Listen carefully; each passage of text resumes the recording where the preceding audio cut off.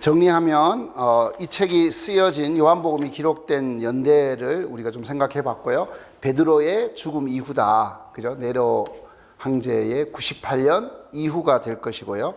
예루살렘 멸망에 대한 언급이 없어요. 그러면서 이 성전을 헐어버려라. 내가 3일 만에 짓겠다라고 얘기해서 성전의 개념이 완전히 바뀌어가는 시기라는 걸 알 수 있죠. 그러면 예루살렘이 멸망한 이후가 될 거예요. 그죠? 그래서 70년도 지나가게 되고요. 또 85년에 있었던 얌리아 회의에서 출교가 결정됐으니까 85년 이후가 되어질 거다.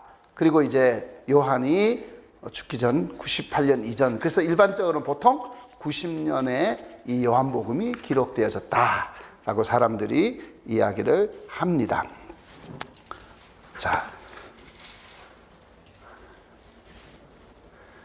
자, 누구에게 쓰여졌는가 하는 것인데요. 이 책을 이제 기록한 사람에 대한 이야기를 우리가 조금 해보고 싶은데요.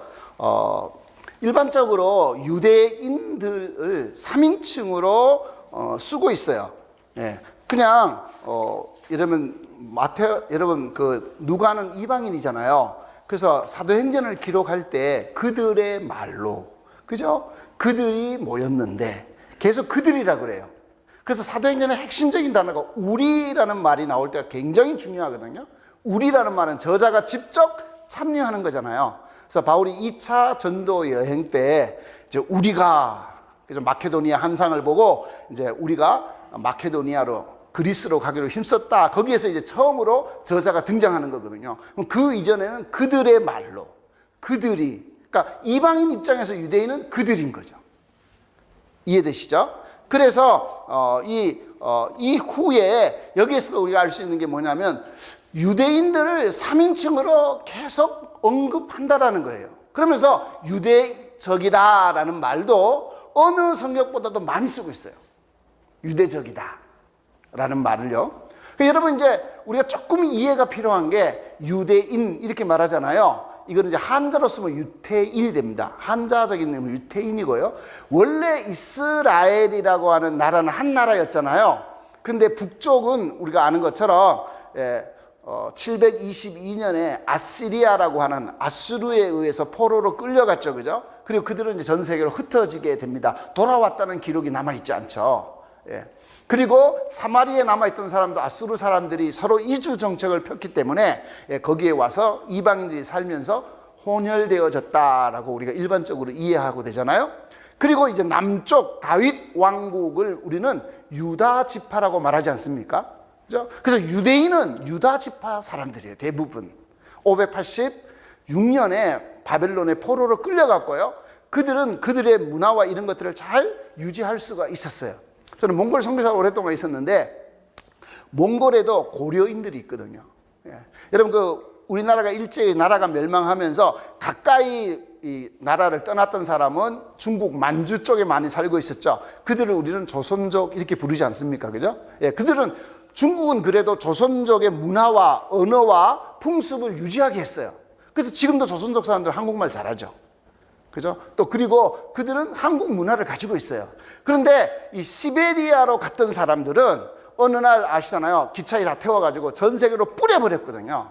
그러니까 밤에 기차를 태워가지고 가다가 그 넓은 시베리아 온 땅에 흩어나가지고 어딘지도 모르고요.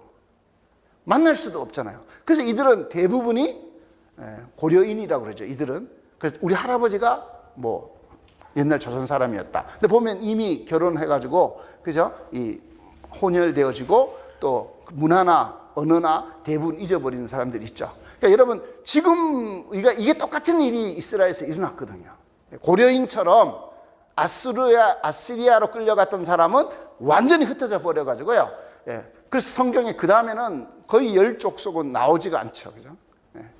그리고 그래도 유다 지파와 베냐민 지파 사람들이 좀 남아 있었고요. 이들이 바벨론에 끌려간, 바벨론은 집단을 이루고, 조선족처럼 집단을 이루고 자기의 문화와 또 거기서 성경도 기록하고요. 또 성경도 에스라가 중심이 돼 성경도 편집하고 이런 일들이 이루어지잖아요. 그러면서 그 문화를 유지할 수가 있었던 거죠. 그래서 이후에는 돌아온 그들을 유대인, 유대 지파의 땅에 사는 사람들이에요.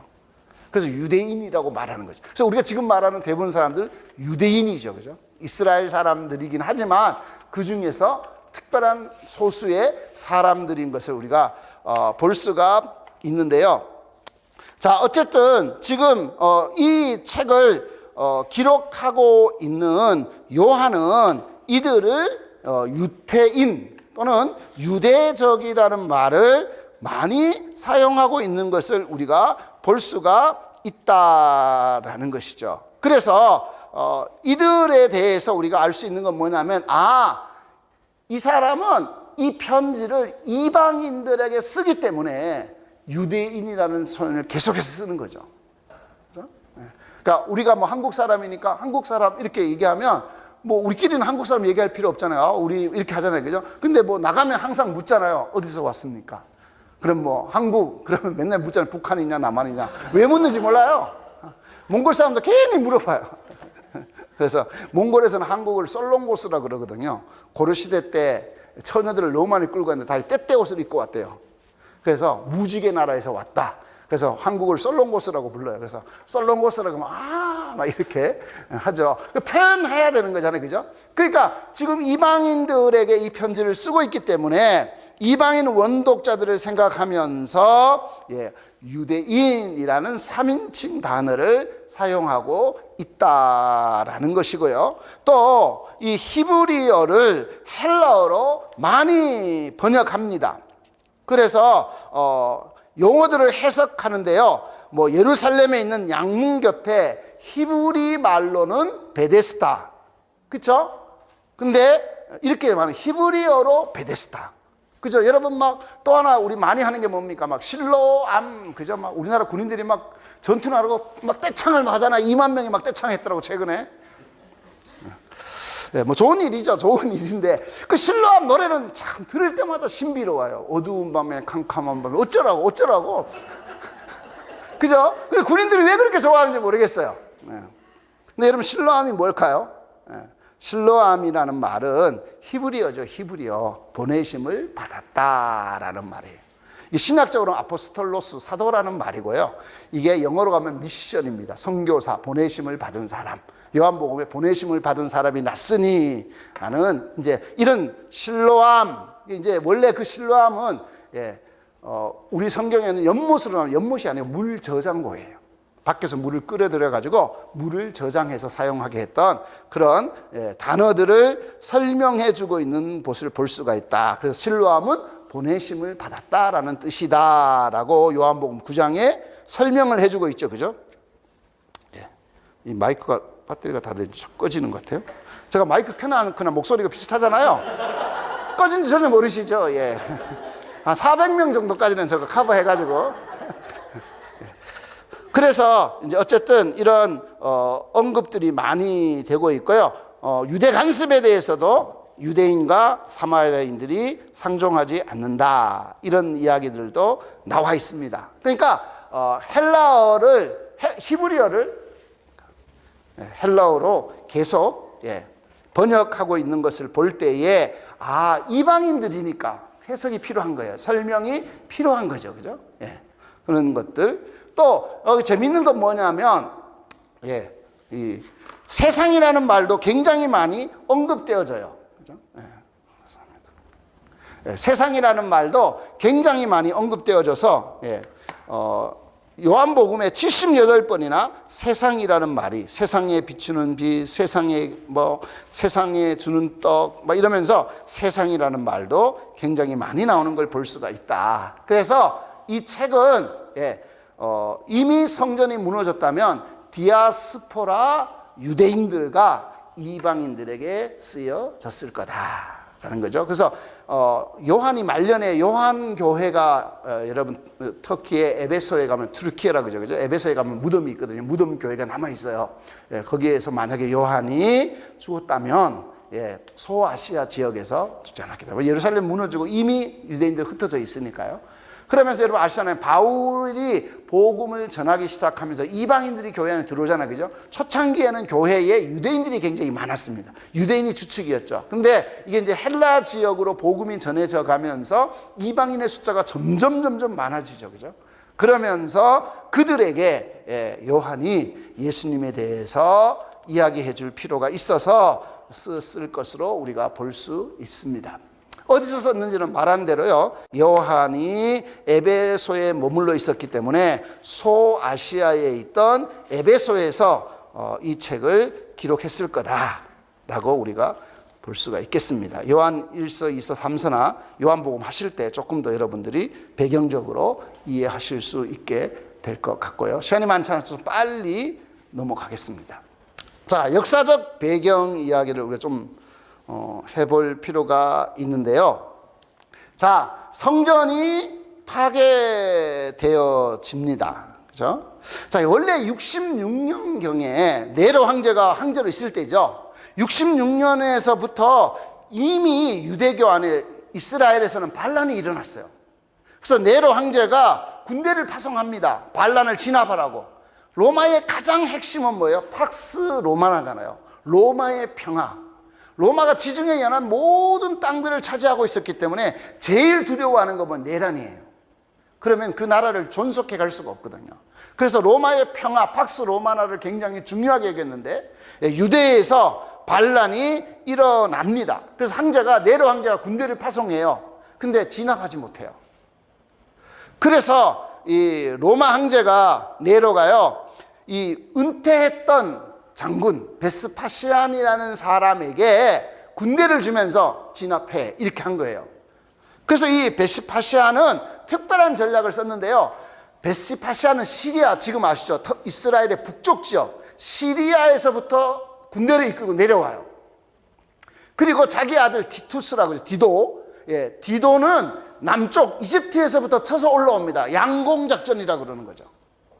그래서 양공작전을 펼치게 되는데요. 이 베스파시안이 이 사마리아 성에 왔을 때 장군을 하나 만나는데 아주 훌륭한 장군을 만나요. 그 사람이 누구냐면 요세푸스입니다. 근데 이 사마리아를 무너뜨리고요, 이 요세푸스를 죽이지 않아요. 죽이라고도 안 죽여요. 그리고 통역관으로 사용합니다. 그래서 이 요세푸스가 이제 나중에 로마 포로가 되어가지고 이 사람이 통역 장교로 있으면서 그 유명한 유대 전쟁사를 써요. 그리고 이 사람이 많은 책들을 남겼는데 그 기록이 예수님 당시에 있었던 사람이 보았던, 이해되시죠? 60년경의 예루살렘과 그 지역의 이야기들을 우리가 지금 이해하는데 큰 도움을 주고 있습니다. 그래서 요세푸스 이야기가 많이 등장을 하게 되고요. 자, 어쨌든 이 베스파시안이 이제 양공작전을 펼쳐가지고 예루살렘을 이제 완전히 무너뜨리기 위해서 이제 내려오는 거죠. 그리고 아들 티투스는 이집트에서 또 올라오고 시리아에서 내려오고, 그리고 이제 성을 갈릴리를 정복하고 사마리아를 정복하고 예루살렘까지 온 거예요. 근데 그때 68년에 이제 전쟁이 끝나갈 무렵에 갑자기 네로 황제가 자살을 하게 되죠. 그래서 네로가 자살을 하면서요, 내분이 일어납니다. 네로가 죽고 난 다음에 1년 6개월 동안 3명의 황제가 죽어요. 그러니까 군인들을 이끌고 있는 사람이 대장인 거예요. 내가 이제 황제가 되겠다 이거죠. 그래서 군대를 이끌고 와서 황제가 돼요. 그럼 다른 군대가 와가지고 그를 쳐 죽이고 또 황제가 돼요. 그래서 그 2년도 안 되는 1년 6개월 동안 3명의 황제가 죽어요. 그러니까 6개월도 통치를 못하는 거예요. 그러다가 이제 베스파시안을 원로원이 불러들이게 되죠. 왜? 가장 많은 군대가 지금 예루살렘을 점령하기 위해서 이제 가 있잖아요. 그러니까 로마로 와라. 그러니까 이제 티투스가 아버지 가지 마세요. 위험합니다. 아버지도 가면 죽습니다. 지금 3명의 장군이 황제 되려고 죽었는데 아버지 가시면 안 됩니다. 막 그런데 내가 가야지. 그래서 이 황제가요, 베스파시안이 이제 로마로 오게 돼요. 그래서 상당한 군인들을 이끌고 오게 되죠. 그렇게 되니까 어떻게 되냐면 예루살렘을 포위하고 있던 군대가 잠깐 동안이지만 포위를 풀게 되는 거예요. 이해되시죠? 왜냐하면 지금 로마의 황제 그 내분을 진압하기 위해서 군대를 이끌고 가는 거예요. 그리고 일부 군인들을 디도에게 남겨놓게 합니다. 근데 막 디도가 따라가려고 아버지를 보호해야 되니까. 근데 너는 여기 남아서 일을 정리해라. 이래가지고 이제 거기에 남아있게 됩니다. 그런데 이 베스파시안이 가기 전에 바리새파 중에서요 유명한 요한나 벤 자카이라고 하는 사람이 바리새파 중에 우두머니인데요, 이 사람이 베시파시안을 찾아갑니다. 그러니까 완전히 성이 지금 무너지기 직전인데 이 사람이 찾아가요. 그리고는 이 사람이 유명한 이사야서 10장 말씀을 읽어줘요. 그러면서 레바논과 이 유대 지역을 다스릴 하나님이 큰 나무를 일으킬 겁니다 라고 얘기를 해요. 그래서 당신이 지금 그 사람이라고, 시리아에서부터 정복해 내려왔잖아요. 이해되시죠? 그러면서 이 사람이 예언을 합니다. 내가 보니까 당신은 황제가 될 것 같습니다. 그러니까 무슨 소리냐 지금, 말도 안 되는 소리 하지 말라고 얘기했겠죠. 근데 이 사람이 얘기해, 당신이 분명히 황제가 될 겁니다. 근데 황제님, 내가 당신한테 한 가지만 청을 하겠습니다.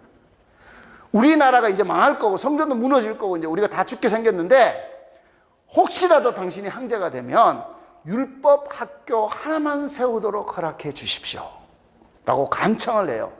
그러니까 베스파시안이 뭐 기분이 나쁘지는 않았겠죠. 그래, 내가 살아 돌아오면 그 소원 정도는 들어줄 수 있지, 이렇게 된 거예요. 그리고 이제 베스파시안이 로마로 간 거죠. 근데 그때 여러분, 기독교인들은 어떤 일이 생기냐면, 예수님이 말씀했잖아요. 멸망에 가증한 것이 서지 못할 곳에 선 것을 보거든 산으로 도망해라. 군대가 이 성을 에워쌀 때는 마지막 때가 되었다. 이해되시죠? 그 이야기를 들은 기독교인들은 이 누가복음 21장에 예수님께서 예루살렘에 군대들이 에워싸거든 산으로 가라라는 예수님의 말씀을 그들은 이해를 했어요. 아, 이제 예루살렘이 멸망하는구나. 그리고 로마 군대의 그 휘장이 그 성전의 가장 높은 곳에 이제 걸려 있었거든요.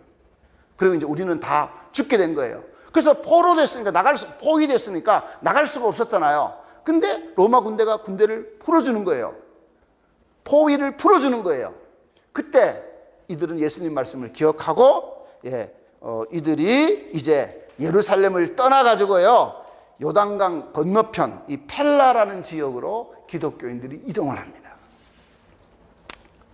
그래서 기독교인들은 예루살렘이 멸망할 때 거의 죽은 사람이 없어요. 펠라라는 지역으로 다 옮겨갔고요. 그리고 난 다음에 이 베스파시안이 로마의 내분을 평정하고 이 70년에 로마 황제로 원로원에 의해서 추대가 돼요. 그래서 이 사람이 진짜 황제가 돼버린 거예요. 그리고 난 다음에 이 베스파시안이 내린 첫 번째 명령이 뭐냐면, 자기 아들 티투스에게 연락을 합니다. 예루살렘을 멸망시켜라. 그래서 디도 장군이 이제 결국 아들이 예루살렘을 완전히 포위하고요, 무너뜨리게 됩니다. 그러면서 그들이 성전에서 끄집어 냈던 그 뭐라 그러냐면 그 등대 있잖아요, 등대. 그 등대의 모형을요, 지금도 그 로마에 가면 개선문이 있거든요. 티투스의 개선문, 거기다가 만들어 놨어요. 그려 놨어요. 그래서 우리가 지금 예수님 시대의 성전의 등대가 어떻게 생겼다는 걸 알 수가 있죠. 그래서 개선문을 만들고요. 어쨌든 유대인들은 거기서 막 끝까지 저항하다가 많은 사람이 결국 죽게 되죠. 그러면서 이제 완전히 그들을 온 세계로 흩어버리게 됩니다. 자, 그러면서 이 예루살렘 안에 큰 변화가 일어납니다. 이게 뭐냐면요, 원래 헤롯 땅과 사두개파 사람들이 정치적으로 예수님 당시에는 가장 큰 건세를 가지고 있었거든요. 근데 헤롯 가문이 완전히 몰락을 해버리고요, 그리고 사두개파 사람들이 다 죽음을 당하죠. 그리고 에세네파라고 해가지고 이제 세례 요한처럼 강야에서 있던 그런 사람들도 죽게 되어지고, 마지막까지 남은 사람들이 누구냐면 이 요한 벤 자카이를 따르던 바리새파, 성경이 그토록 예수님이 책망했던 바리새파만 일부가 남게 된 거예요. 그래서 이 벤 자카이가 황제에게 사람을 보내요. 그리고 말합니다. 황제에 약속하지 않았습니까? 율법 학교 하나를 세우게 해주십시오. 그래서 바리새파 사람들이 얌리아에다 율법 학교를 세웁니다. 이게 굉장히 중요한, 왜냐하면 지금까지는 성전에서 모든 일들이 이루어졌는데 포로로 끌려가서 성전이 없던 시대에 해당 시나고게가 있었잖아요. 그죠? 그러면 예루살렘 성전이 무너졌어요. 그럼 유대인들이 10명 이상 모이면 그들이 할 수 있는 건 뭐겠어요? 해당이잖아요. 해당. 그죠? 그럼 해당에 모이면 성전에 있을 때는 제사를 드리고 여러 의식들이 있잖아요. 근데 해당에서는 그런 의식을 할 수가 없잖아요. 그럼 그들이 할 수 있는 건 뭐겠어요? 말씀을 공부해야죠. 이해되시죠? 성경을 공부해야 되잖아요. 그러니까 정경이 중요한 거예요. 왜냐면 아니면 막 이단들이 온갖 책들이 막 나오니까 도대체 뭐가 뭔지를 모르는 그런 때니까 이제 성경 정경화 작업을 하게 돼요. 그리고 또 한 가지 이 바리새파 사람들이요, 딱 두 가지를 싫어했는데 이 나사렛 이단들. 첫 번째 나사렛 이단이 싫은 게 뭐냐면 눈의 가시와 같은 존재가 누구냐면 예수님이었잖아요. 예수님 바리새파를 늘 공격하고, 그죠? 그러니까 근데 그 예수, 자기들이 죽인 예수가 메시아라고 얘기하니까 바리새파 사람들에게 있어서는 이해가 안 되죠. 그래서 기독교를 핍박하기 시작합니다. 또 하나가 매국노라는 거죠. 소문을 막 퍼뜨립니다. 기독교는 왜 안 죽었냐? 저것들은 로마하고 합작을 해서 다 도피했다. 나라가 이렇게 어려운데. 그죠? 저는 요즘 막 목사가 된 게 너무 창피해 죽겠어요. JMS 때문에도 난리죠. 어젠가도 뉴스 보니까 그 3.1절에 태극기 그 일장기 단 사람이 있잖아요. 목사님이래요. 와, 정말. 요즘처럼 목사가 창피한 시대가 별로 없어요. 그러니까 매국노라는 거죠. 매국노. 그래가지고 뭐예요? 야, 그 기독교인들이 쓰는 구약 성경이 여러분 셉투아진트에서 70인역 있잖아요. 70인역. 예, 히브리어 성경을 헬라어로 번역한 거죠. 알렉산드리아에서. 그죠? 근데 그 성경을 이제 못 쓰게 합니다. 왜냐면 기독교인이 그 성경을 쓰니까. 그래서 유대교에서는 그 성경을 쓰지 않아요.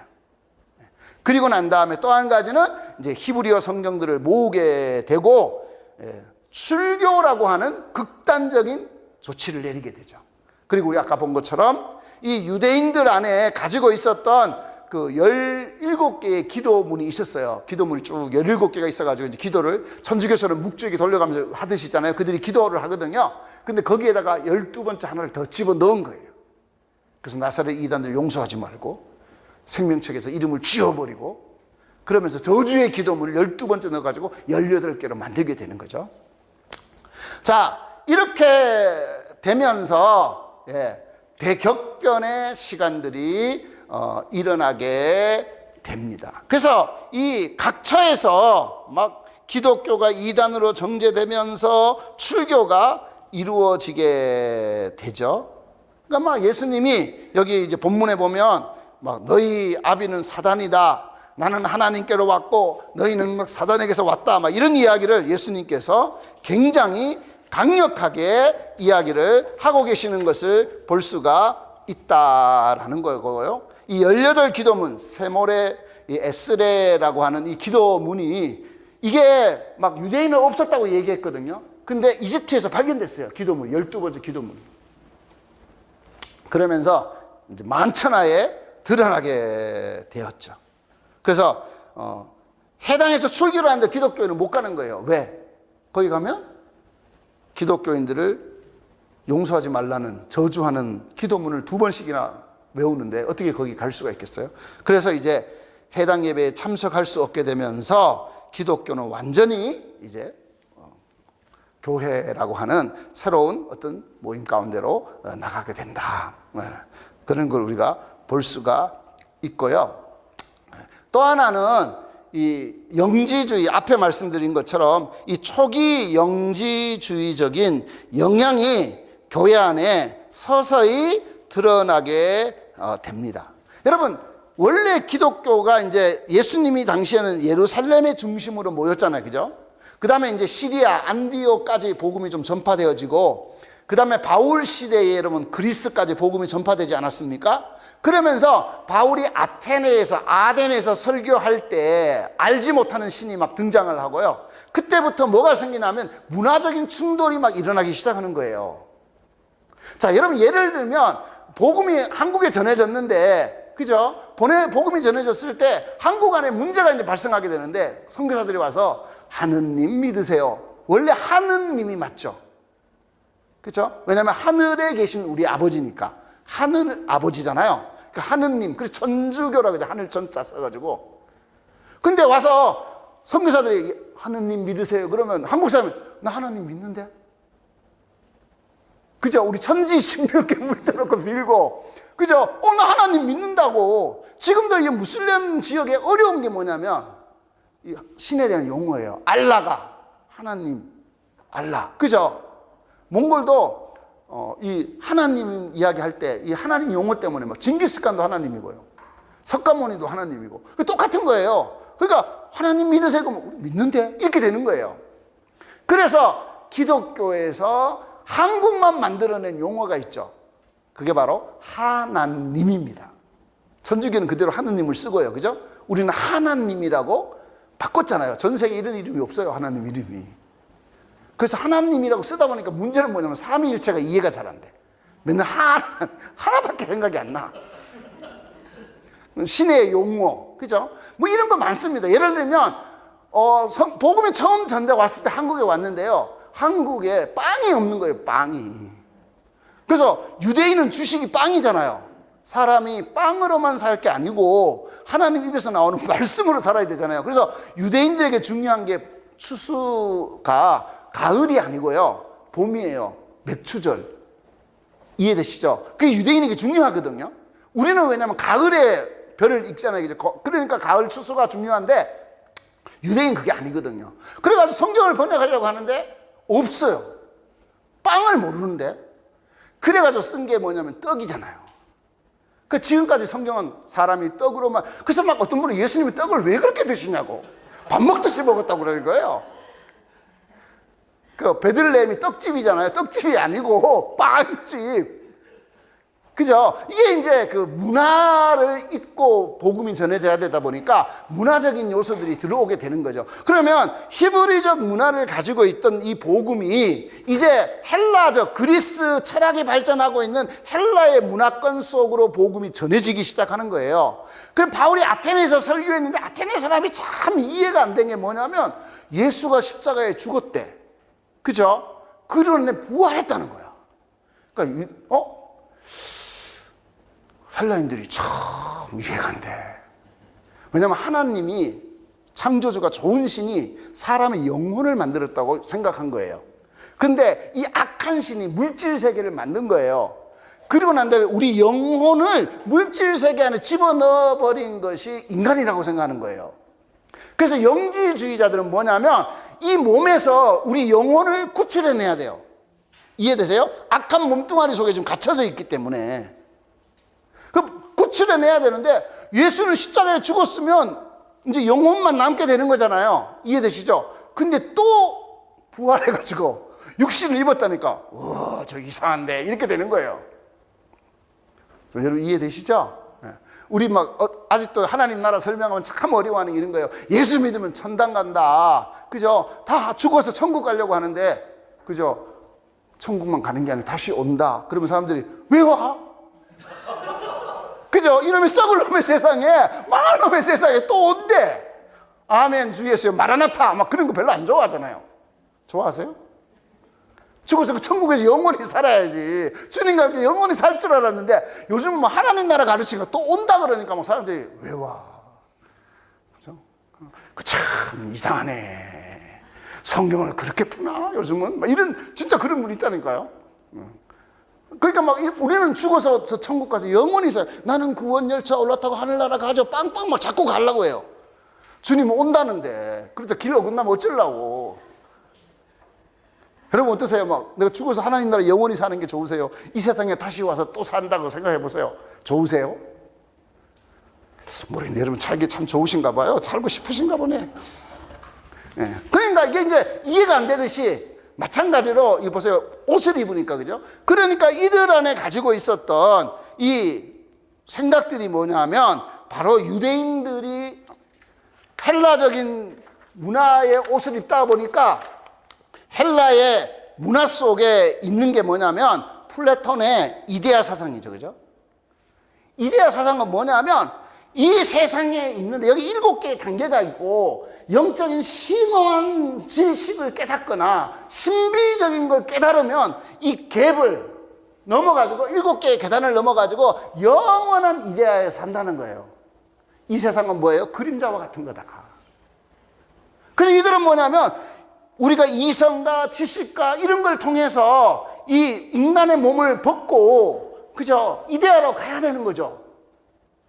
그런데 기독교는 뭐라고 얘기합니까? 하나님이 왔다는 거예요. 인간의 몸을 입고 왔다는 거예요. 그러니까 어떻게 돼요? 이게 받아들이기가 어렵죠. 그죠? 가야 되는데, 벗어야 되는데, 자꾸 온다니까. 이게 이제 인성을 받아들이기가 어려워지면서 가현설이라는 게 생겨나게 됩니다. 이 가현설은 뭐냐 하면, 이 예수님께서 인간의 몸을 입고 오셨다라는 것을, 그죠? 받아들이지 않아요. 원래 인간 예수라는 사람이, 구 예수라는 사람이 마리아 몸에서 태어난 거예요. 이해되시죠? 태어났는데, 이 예수라는 사람이 세례 요한에게 세례받을 때 요단강물에 갔더니만 성령이 비둘기같이 쫙 임하면서 하나님이 임한 거예요. 그래서 막 병자도 고치고 기적도 행하고 막 행했다는 거예요. 가짜로 임했다고요. 이해되세요? 원래 인간이라는 예수가 있었는데, 이해되시죠? 세례받을 때 하나님이 그에게 임해가지고 그의 몸을 좀 빌려서 사용한 거죠. 그러다가 이 사람이 이제 결국은 십자가에 달려 죽기 전에 예수는 남겨놓고 인간 껍데기는 남겨놓고, 그죠? 진짜 하나님은 떠나버린 거예요. 그래서 이 사람이 십자가에서 나의 하나님, 나의 하나님, 어찌하여 나를 버리셨습니까? 왜 나를 이렇게 죽이십니까? 이렇게 한다라는 거예요. 이해되시죠? 이게 가현설이에요. 그 당시의 사람들은. 왜냐하면 예수가 하나님의 인간의 몸을 입고 왔다는 걸 이해할 수가 없는 거죠. 받아들일 수가 없게 되어진 거다. 그래서 세례 요한에게 세례받을 때 임했다가 십자가 지기 전에 갔다. 그리고 인간 예수는 마리아의 몸이 태어나서 이 세상에 고생하다가 이제 그렇게 십자가에 죽었다라고 이야기를 하게 되고요. 그러면서 이제 이 계속해서 이런 이 도시티즘이라고 하는 가현설도 생기게 되는데, 이 도시티즘은 뭐냐면 도케오가요, 보인다라는 거예요. 보인다. 예수님의 몸은 환상일 뿐이다는 거예요. 그게 예수처럼 보이는 거다. 그래서 이게 이제 처음으로 인간 예수에 대한 이야기가 막 사람들 속에 막 나오는 거예요. 그래서 예수는 진짜가 아니야. 그렇게 우리 인간이 본 것뿐이야. 진짜 예수는 아니야. 예수가 하나님의 아들이 어떻게 십자가에 죽어? 그게 말이 되나? 그렇게 되면서 이제 이 성육신을 부인하게 되는 거죠. 근데 요한이 이제 그래서 복음서들이 다 이제 인간 예수님에 대한 쭉 기록을 썼는데, 하나님의 아들 예수님에 대한 이야기를 요한이 할 필요가 있었겠죠. 그죠? 그러면서 이제 이게 이제 다시 말씀드리면 2세기에 가면 아주 견고해집니다. 여러분 신천지가 처음에는 뭐 어설프다가 견고해지잖아요. 그죠? 그 JDS 정명석이가 아시죠, 여러분? 국민학교밖에 못 나왔어요. 얼굴도 그렇게 잘생기지도 않았잖아요. 그 사람이 첫 번째 신자가 이대생이에요. 그리고 그 이대생이 서울대생을 데려왔어요. 그래가지고 독수리 오형제가 있습니다. 똑똑한 애들이요. 걔들이 그 JDS의 그 교리들을 만들어냈어요. 그래서 정명석이 그렇게 하잖아요. 그 사람은요, 키가 170이 안 넘는 여자하고는 안 해요. 다행인 줄 아세요, 여러분? 죄송합니다. 뭔 얘기를 하고 있지? 키 큰 여자, 잘생긴 여자. 그리고 그 정명석 씨가 그러면서 서울대학교 저희 사무실이 서울대 쪽에 있거든요. 거기에 있어가지고요. 여러분 막 법대 학생들, 서울대 학생들, 어마어마한 세력들이 있어요. 지금도 도와주는 세력들이 있어요. 변호사가 뭐 5명인가 있잖아요. 보셨으면 모르겠어요. 여러분 막 지금도 그 대전교도소에 있는데 신도들이 그 대전교도소 옆에 운동장 제일 높은 아파트를 빌려 있대요. 그 운동하는 시간에 정릉석선 빨래 건들면 이 사람들 창문 열고 우리 교수님 막 이러고 있다는 거예요. 지금도 뒷바주는 독방에 있고 핸드폰 3개나 쓰고 있고 그런 얘기들이 막 지금 계속 나오고 있거든요. 이제 그런 교리들이 여러분 통일교도 그러고 신천지도 그러고 초기에는 이게 어설프던 것들이 어떻습니까? 이제 점점 이제 막 사람들을 현혹하는 미혹되게 만드는 그죠? 교리들이 세워가는 것처럼 이 주의도 1세기 요한이 있던 시대에는 막 시작되고 예수가 인간의 몸을 입고 와서 그건 아닌 것 같은데 그런 그 부활한 예수 그런 거는 좀 이상하지 하나님이 어떻게 인간이 되나 이렇게 시작하던 것이 이제 2세기 되면 아주 견고해지는 그런 모습으로 발전해 나가는 것을 볼 수 있다. 그러면서 이제 이 수백 년 동안에 앞에서 말씀드린 것처럼 예수가 신인가 인간인가. 그렇죠? 지금도 여러분 뭐 많은 사람들이 실존 예수를 안 믿는 교단도 있습니다. 교단이 아니고 좀 신학자들 중에 예수는 실존이 아니다. 그래가지고 신학교 안에서도 그런 신학들을 이야기하는 사람들이 있다. 그래서 육은 악하고 영은 선하면서 영적인 존재가 이 저급한 물질계에 의해서 만들어질 수가 없다.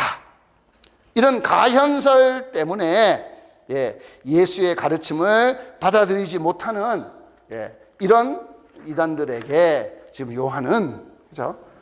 예수님은 참 하나님이시다.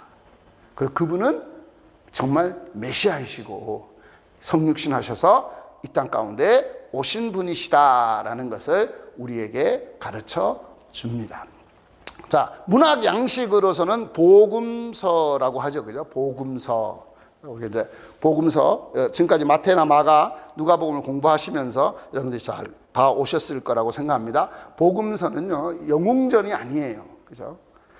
예를 들면 여러분, 요한복음에는요, 예수님이 귀신 쫓아다니는 얘기가 하나도 없어요. 요한복음에는 귀신 쫓아내는 얘기가 없습니다. 그러니까, 복음서지만 예수의 이야기를 다 하는 게 아니고요. 그게 순서대로 되어져 있는 것도 아니에요. 그죠? 그러면서 요한이 지금 이야기하려고 하는 것들을 하는 거죠. 그죠? 그래서 문학 양식으로서 예수님이 누구이시고 그리고 예수님이 이 땅에 오셔서 어떤 사역을 하셨고 그 예수님의 죽음과 부활이 어떤 의미를 가지고 있는지를 이야기해 주고 있는 책이다라고 우리가 볼 수가 있고요. 그 다음에 이 책의 가장 중심적인 내용은 한마디로 말하면 예수님은 하나님의 아들이시다. 메시아이시다. 구약에서 말한 메시아이시다. 그래서 그분을 믿으면 영생을 얻게 된다라는 것을 이야기해주고 있습니다. 그래서 쓰여진 이유는 예수가 하나님의 아들임을 믿게 하기 위해서 구약의 메시아인 것을 그들로 하여금 알게 하면서 예수 믿는 것 때문에 출교당하고 핍박을 당하고 있는 성도들에게 영원한 생명의 소망을 주기 위해서 이 요한복음을 썼다라고 우리가 볼 수 있겠습니다. 자, 또 하나는요, 이 요한복음에 아주 특징적인 것이 있는데 첫 번째는 요한복음에는 777을 잘 생각하시면 돼요. 777. 7이라는 숫자가 좀 의미가 있잖아요. 그죠? 완전수라고 이야기를 하죠. 하늘의 수, 성부, 성자, 성령이 삼위라고 얘기하잖아요. 그죠? 3과 땅의 수, 동서남북을 합하면 4가 되죠. 그래서 이걸 합하면 7이 되잖아요. 7. 그래서 완전수다 뭐 이렇게 얘기하기도 하고 이제 그러는데요. 그래서 이 7이 강조되어 줍니다. 그러면서 예수님이 누구이신가라고 이야기할 때 이걸 에고 에이미라고 이야기하는데요. 한마디로 말하면 나는 이다라는 말이에요. 이건 여러분 하나님께 쓰여지는 말이죠. 그렇죠? 여러분 출애굽기 3장에 묻잖아요. 모세가 당신의 이름이 뭡니까? 그죠? 이건 우리말 성경에는 나는 스스로 있는 자다 이렇게 얘기하죠. 나는 스스로 있는 자다. 뭐 좀 이상하죠 이름이. 예. 그래서 우리 이제 뭐 영어 성경에는 I am who I am that I am 그죠? 나는 나다. 그런 이제 쓰면서 이게 하나님께 사용되어지고 있는 단어예요. 나는 나다라는 단어로 쓰여지게 되면서 신약 성경에서는 요한복음에 7번이나 나는 뭐뭐이다라는 말이 등장을 합니다. 그래서 여기 보면 예수님의 신성이 굉장히 강조되죠. 내가 생명의 떡이다. 내가 세상의 빛이다. 내가 양의 우리의 문이다. 그죠? 내가 하나님 나라에 갈 수 있는 유일한 길이다. 그건 거죠. 내가 선한 목자고 부활이고 생명이다. 길이고 진리고 생명이다. 나는 참 포도나무다. 그죠? 그래서 이 히브리어로 하야 동사를 존재하는 자는 존재한다라고 하는 나는 스스로 있는 자다라는 걸 통해서요. 내가 너에게 생명을 준다. 내가 생명의 떡이잖아요. 사람이 만나를 먹어도 또 너희가 아무리 육신의 음식을 먹어도 그 떡으로는 살 수가 없다. 내가 세상의 빛이다. 태양빛이나 이런 빛이 아니고, 그죠? 참된 빛이다. 그리고 너가 목자인데 너희가 내 양이라면 내 목소리 듣는다. 너희가 내 목소리를 못 듣는 거는 내 양이 아니거나, 그죠? 너희가 다른 이야기를 듣기 때문이라. 나를 따라라. 내가 선한 목자니까. 내가 너희들에게 영생을 준다. 부활이고 생명이고 나사로 이야기가 쭉 나오는 걸 볼 수가 있죠. 그리고 포도나무 이야기를 하면서 내가 포도나무 참 포도나무다. 내게 붙어 있어라. 떨어지면 말라 죽는다. 쓸모없다. 그렇죠? 그래서 7개의 나는 이다라는 말이 요한복음에 굉장히 중요한 말씀으로 등장을 하게 되고요. 또 하나는 요한복음에 많은 기적을 예수님께서 행하셨잖아요. 요한도 알아요. 요한복음 21장 25절에 예수님이 행하신 일을 다 기록한다면 세상에 둘 수가 없다. 그런 책은. 그죠? 그러니까 요한도 알아요. 예수님은 한두 개 행한 게 아니고. 근데 요한은 예수님에 대해서 보여주고 싶은 표적, 사인이라고 그러죠. 사인. 우리는 기적이라 그러는데 기적이 아니고 요한복음 표적이라 그래요. 표적. 표가 되는 것. 사인, 보여주는 것. 그렇죠? 그래서 7개의 표적이 등장합니다. 그래서 가나의 혼인잔치에 가셔서 물로 포도주를 만드신 이야기. 그죠? 요한은 또 친절하게 첫 번째 그저 표적이다. 또 두 번째 신하의 아들을 고치잖아요. 38년 된 병자를 고치신 이야기도 나오잖아요. 오병이어의 기적도 나오고 폭풍을 잔잔케 하신 이야기도 나오고 소경이 고침받아서 빛 가운데 나오는 것도 있고 나사로가 살아나는 장면도 있습니다. 이걸 크게 보면 7개인데 이걸 둘로 나눌 수가 있어요. 이 앞쪽의 표적은요, 예수님을 믿는 구원에 대한 이야기를 주로 합니다.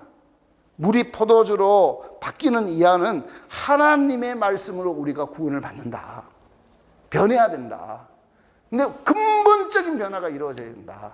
그래서 여러분 로마서 12장 말씀을 기억하잖아요. 그죠? 예. 우리말은 변화를 받아 이렇게 말하잖아요. 그죠? 예. 그 변화라는 말이 체인저가 아니에요. 머리 모양 바꾸고 옷 바꿔 입고 리모델링 하는 게 아니에요. 트랜스포머라고 하잖아요. 그죠?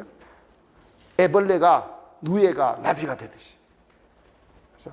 이걸 뭐 고급 용어로 변태, 그래. 변태가 또 이상하게 쓰여지는 변태동물 뭐 이런 거 하잖아요. 완전하게 변화되어지는. 애벌레가 나비가 되는. 그걸 변화라고 얘기하는 거예요. 물이 포도주로 바뀌는 거는 그냥 뭐 조금 바뀐 게 아니잖아요. 그죠? 완전한 변화. 또 신하의 아들을 고치는 이야기가 나오거든요. 이건 믿음으로 우리가 구원을 얻는다. 믿고 가라. 먼 거리인데 갔잖아요. 그래서 나은 시간을 보니까 예수님이 가라고 한 그 시간. 또 38년 된 병자를 고친 이야기가 나오잖아요. 아무도 나를 물에 넣어줄 사람이 없고, 그렇죠? 원망하고, 예수님 시간 되세요? 나 좀 기다리다가 넣어줄래요? 막 이러고 있잖아요. 근데 예수님 뭐라 그럽니까? 너가 낫고자 하느냐? 예수님 고치시잖아요. 이건 뭐 전적인 하나님의 은혜죠. 전적인 하나님의 은혜로 구원을 얻게 되는 것을 우리에게 보여준다. 그러면서 이제 뒷부분은 그 구원 얻은 결과가 뭐냐라는 거예요. 구원 얻은 결과가. 그래서 폭풍우 가운데서도 평화를 얻게 됩니다. 이거는 누구도 줄 수 없는 평안이죠. 그죠? 여러분, 하나님은 우리에게 평안을 주는 게 아니고요, 평화를 주시죠. 여러분, 그 평안은요, 돈이 많으면 좋은 비행기에 뭐 비즈니스 타고 가면 편안하죠. 한 번도 안 해보셨죠? 좋은 집에 살고 큰 차 타고 다니면 그럼 평안이 아니에요. 막 큰 차 타고 다니면 마음이 편안하세요? 아니요. 그래서 평안은 주님이 우리에게 주시는 거다. 그래서 그 예수님이 너희 믿음이 어디 있느냐? 왜 불안해하느냐? 주님이 풍랑 가운데서 평안을 그들에게 주시는 거죠. 소경을 고치는 걸 통해서 하나님의 은혜의 빛을 비춰줍니다. 참 빛을 1장부터 얘기하거든요. 그 빛이 우리에게 비춰질 때는 육신의 영안이 열리면서, 그죠? 하나님을 보게 되는 하나님의 은혜의 빛에 대한 이야기를 해주고 있고요. 나사로를 살리는 장면을 통해서 생명과 부활을 얻게 되는 걸 이야기합니다. 근데 거기 중간에 딱 한 개의 이야기가 나와요. 그게 뭐냐면 5,000명을 먹이신 사건이죠. 이거는 구원의 초대예요. 사실은 그 떡은 예수님이 생명의 떡이 되시고 그들에게 주시는 거잖아요. 그죠? 그런데 거기에는 뭐가 필요합니까? 헌신이 필요한 거예요. 구원에 참여하라는 거예요. 그래서 이 7가지 표적이 나오는데, 이제 이 표적을 바로 세메이온이라고 이야기하는데, 헬라어로요. 이 세메이는 윈도우라는 뜻입니다. 보인다. 그러니까 맑은 날 창문을 통해서 우리가 밖에 하늘을 보는 것처럼, 그죠? 예수님을 보여주는 7개의 문. 예수님이 누구인지를 보게 하는 표적입니다. 단순히 예수님이 이런 일을 했다, 기적을 했다, 그게 아니고 예수님이 누구인지를 보여주는 표적이라고, 그래서 표적이라고 성경에서는 이야기를 합니다. 자, 그 다음에 요한복음은 또 한 가지가 예수님의 정체성에 대한 이야기가 나오는데요. 그죠? 여기 하나님의 아들로 나오죠. 그죠? 하나님의 아들. 그죠? 이 이야기가 마태복음 14번, 마가복음 8번, 누가복음 10번밖에 안 쓰였는데 요한복음은 24번이나 쓰여졌어요.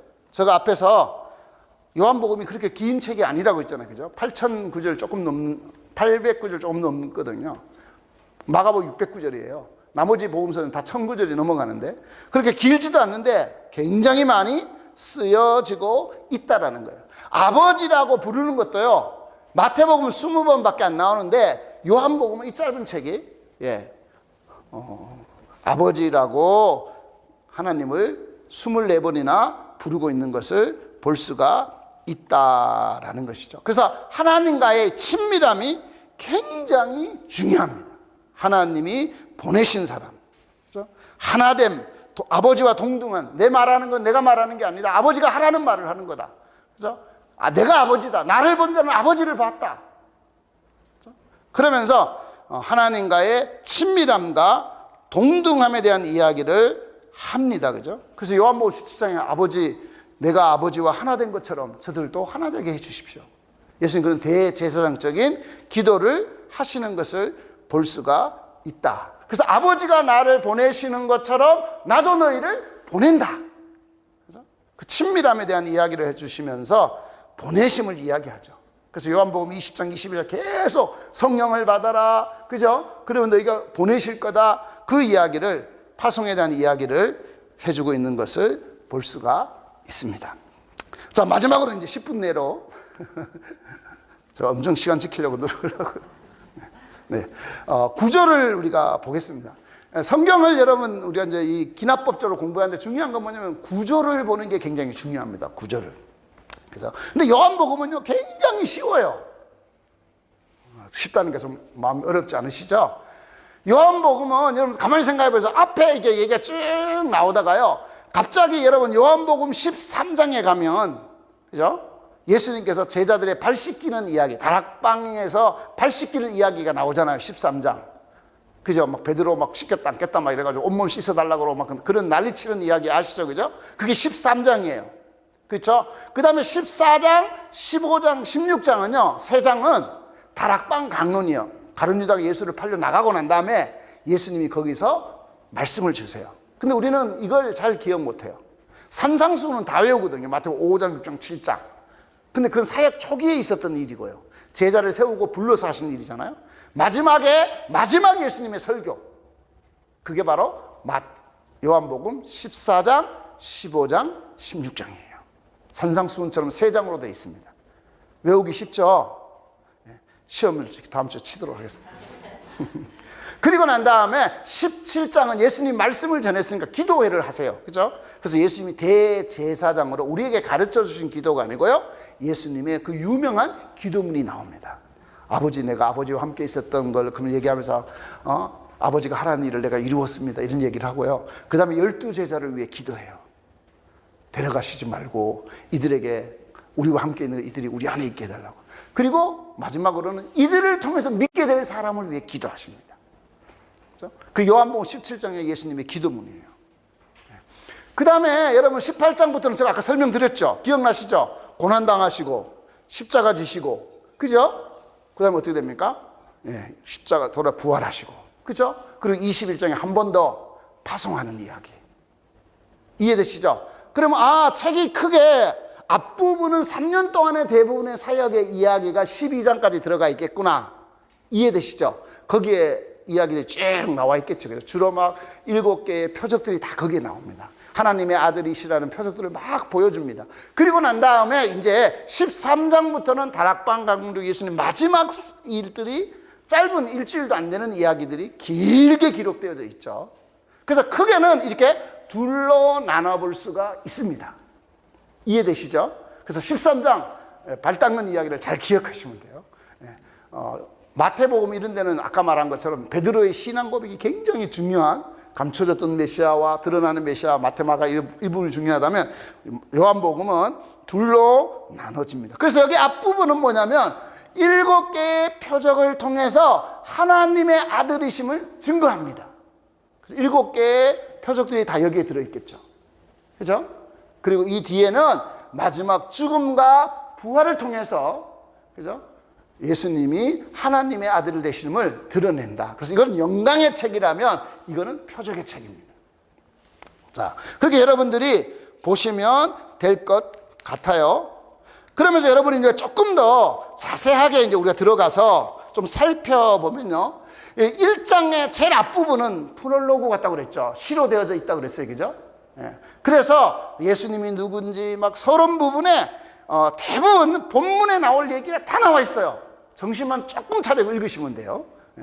그래서 이 부분은 이제 다음 주부터 우리가 보게 될 텐데, 어쨌든 앞부분 18절까지가 프롤로그다라는 거예요. 그런 이야기가 쭉 나오면서 이제 18장부터 4장까지 여기까지의 내용은 뭐냐면 주로 예수님께서 이제 하나님의 아들인 걸 드러냅니다.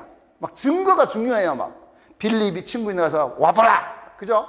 나다나엘에게 예수님 막 증거하고 막 당신은 하나님의 아들이십니다. 막 이런 증언이 굉장히 중요해요. 세례 요한이 증언하잖아요. 증언. 뭐예요? 예수님이 누구냐? 그런 이야기가 4장까지 쭉 이어갑니다. 4장까지. 그래서 막 사람들이 예수님에게 굉장히 호의적이에요. 그러다가 갑자기요, 5장에 가면요, 이때부터 막 예수님하고 유대인들하고 엄청나게 충돌이 일어나요. 막 유대인들은 어떻게든 예수 죽이려고 하고, 막 안식일 논쟁이 막 일어납니다. 막 출교가 막 험악해지고 있잖아요. 이해되시죠? 막 분위기 험악해져요. 여기까지는 예수님이 이런 괜찮은데, 여기 가면 이제 막 유대인하고 막 충돌이 막 굉장히 많이 일어나는 것을 볼 수가 있고, 막 출교시키고, 그죠? 막 소경 누가 낫게 했느냐 그러니까 나 모른다. 막 그 부모인들 가서 맞냐 소경 맞냐 물으니까 다 컸으니까 쟤인데 물어봐라. 왜냐하면 얘기하면 자기들도 쫓겨날 거니까. 막 이런 이야기가 유대인들하고 막 충돌이 일어나게 되죠. 그러면서 11장 12장에 가면 예수님께서 요단강 건너편에 가 있다가 나사로가 죽었다는 이야기를 듣고 예루살렘으로 돌아오시죠. 그죠? 돌아와서 나사로를 살리시면서 십자가를 향해서 가시는 예수님의 모습을 볼 수가 있다라는 거예요. 그러니까 쉽게 말하는 거예요. 프롤로그가 시작되고 예수님이 누군지를 이제 사람들이 막 알려지게 되니까 유대인들이 막 갈등이 막 일어나게 되고, 그죠? 그리고 난 다음에 예수님께서 마지막 나사로를 살리신 사건이 일어나면서 예루살렘에 오시고, 그 다음에 13장에 가면 제자들 발 씻기시고 마지막 설교 말씀 전하시고, 이해되시죠? 그리고 난 다음에 예수님께서 이제 고난당하시고 십자가에 죽으시고 부활하시고, 그리고 다시 한번 제자들을 파송하시는 이야기로 요한복음은 이루어져 있다라는 것이죠. 그래서 여러분들이 요한복음은 크게 어렵지가 않다라는 것이고요. 요한복음을 좀 우리가 보는데 몇 가지 명절들이 많이 나옵니다. 명절들이. 그래서 이 명절들도 굉장히 중요하거든요. 6월절이 3번 나와요. 그래서 예수님의 공생애가 3년이라는 얘기가 나오는 거예요. 요한복음에 6월절이 딱 3번 나오거든요. 자, 그럼 여러분 이것만 좀 생각하시면 되죠. 구약 성경으로 이제 공부하게 되겠지만 구약에 3개의 아주 중요한 절기가 있는데, 그죠? 1월 달에 일어나는 종교적인 절이 1월 14일 날이 여러분 6월절이죠. 그죠? 출애굽하게 되잖아요. 그죠? 그러면 이 6월절을 양을 잡아야 되잖아요. 세상절을 지고 어린 양처럼 양을 잡아서 피를 발라야 되잖아요. 그 양 잡는 날을 6월절을 안 잡으면 그 전날 잡는 거죠. 그죠? 그 이야기가 이제 요한복음에 나오는 거죠. 그래서 6월절 이야기가 나옵니다. 그럼 6월절이 지나고 난 다음에 77절이에요. 제가 말씀드린 7번 이해되시죠? 7번 안식일이 지나가고 난 다음에 뭐라고 그랬습니까? 오순절이다. 그죠? 오순절이 됩니다. 그때 이제 주로 보리 추수하고 막 이런 일들이 이제 이루어지게 되고요. 자, 그 다음에 또 하나 유대인들에게 아주 중요한 절기가 하나 있는데 7월달이에요. 7월달. 저 7이 중요하다고 그랬잖아요. 7. 그렇죠? 그래서 여러분 이거는 기억하셔요. 7월 달에도 절기가 한 번 더 있습니다. 7월이 우리로 말하면 지금 9월 달 정도 됩니다. 유대 양력으로 하면 2달 정도 들어가니까 7월 1일이 한 해를 시작하는 날이에요. 그래서 나팔을 불어 쭉, 그래서 나팔절이라고 안 해도 돼요. 그건 7월 달이 중요하고 이렇게 생각하시면 돼요. 그 다음에 7월 10일이 중요합니다. 7월 10일이 뭐냐면 대속죄일이에요. 욤키푸르라고 그러죠. 그죠? 지금도 유대인은 가장 중요한 날, 이 바로 대속죄일이에요. 7월 10일 날입니다. 그 다음에 7월 15일부터가 뭐냐면요, 우리말 성경에는 뭐 초막절이라고 하기도 하고 수장절이라고 하고 여러 개 쓰는데, 장막절, 초막절 있잖아요. 이스라엘 강야에 있던 그렇게 집을 이제 텐트 같은 걸 쳐가지고 거기에 있는 절기가 장막절, 초막절이 됩니다. 그래서 여기 이야기가 있고요. 그 다음에 요한복음에만 나오는 또 하나의 절기가 있는데 그게 뭐냐면 수전절입니다. 이 하누카라 그러는데요. 여러분 아시죠? 시리아의 안티오코스 에피파네스라는 사람이 와서 성전을 막 대지피 뿌리고 너무너무 더럽혔거든요. 그때 마카비라는 사람이 혁명을 일으키잖아요. 그죠? 그러면서 그들이 뭘 하냐면 성전을 되살려요. 그러면서 그들이 대지피가 뿌려진 성전을 깨끗하게 씻었다는 거예요. 수전. 이게 수전이에요. 근데 이게 12월이에요. 크리스마스 무렵이에요. 하누카라 그래가지고. 이건 이제 중간사에 나오고 성경에는 나오지 않는, 다니엘에서 조금 언급되긴 하지만 수전은, 근데 요한복음은 그 수전절이 됩니다. 그러니까 지금도 유대인들은요, 크리스마스 때 되면 예수님 때문이 아니고요, 하누카 애들이 막 춤추고 막 놀고 너무너무 유대인들이 즐거워하는, 하나님이 우리 성전을 회복시키셨다, 깨끗하게 하셨다, 우리가 다시 하나님을 섬길 수 있게 됐다 하는 수전절 이야기가 여기에 나옵니다. 그래서 여기 보면 이제 그런 절기들이 나타난다라는 거고요. 그래서 이 절기들을 여러분 좀 이해하면서, 6월절이 첫 번째 6월절이 일어나고 여기도 마지막 6월절이잖아요. 13장에 발 씻긴 게 최후의 만찬이 6월절 만찬이잖아요. 그죠? 그래서 예수님이 6월절 어린 양으로 십자가에 죽으시는 사건들이 이루어지게 되면서 이 중간에 여러분 이제 초막절도 나오고 수전절도 나오고, 이 초막절 아까 말한 7월 15일부터 지키는 절기다 이렇게 이해하면 되고, 12월의 수전절은 겨울, 12월에 지키는 성전을 정결케 하는 절기다라는 것을 우리가 보면서 요한복음은 이 절기와 굉장히 밀접한, 절기의 성전에서 이루어지는 이야기와 예수님의 이야기를 함께 이야기해 가고 있는 걸 볼 수가 있습니다. 그래서 여러분들이 요한복음을 쭉 보면서 말씀이 성취됐다는 게 13장 이후에 보면 쭉 계속돼요. 성취됐다, 성취됐다, 성취되었다. 볼 수도 있고요. 복잡하게 보면 이게 뭐 복잡한데, 예, 뭐 복잡하게 보실 건 없고 그냥 넓게 크게 보시면서 아, 요한복음은 둘로 나눌 수 있구나. 13절 예수님 발 씻기 전에 이야기는 예수님이 누구이신지 표적을 보여주신 표적의 책이다. 그래서 그 예수님이 누군지 드러나는 거고 13장 이후에는 영광을 받으신 이야기다 라고 여러분들이 크게 보시고요. 조금 자르면 앞부분에 에필로그, 그죠? 예수님에 대한 이야기가 18절까지 나와 있고 뒷부분에 마지막 예수님이 고난당하시고 십자가 부활하시고 그 사건과 제자들을 파송하는 이야기가 뒷부분에 4장이 기록되어져 있다. 그 중간의 이야기가 요한복음 가운데 있구나. 여러분 이렇게 이해하시면 책 전체를 쉽게 보실 수 있으실 것 같습니다. 다음 주부터 이제 우리가 본문 들어가서 자세하게 함께 공부하도록 하겠습니다.